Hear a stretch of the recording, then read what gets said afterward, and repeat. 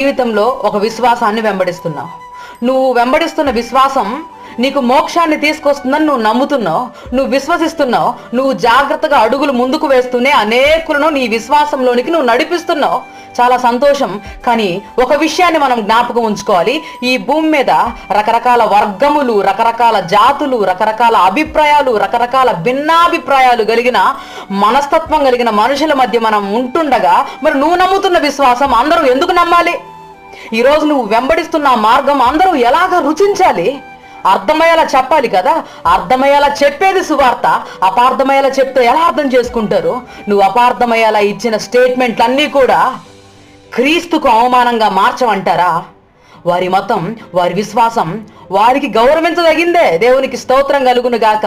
ఈ భూమి మీద రకరకాల విశ్వాసాలు, నమ్మకాలు, మతాలు, వర్గాలు ఉంటుండగా మరి ప్రతి విశ్వాసం, ప్రతి మతం వారికి గొప్పవే కదా.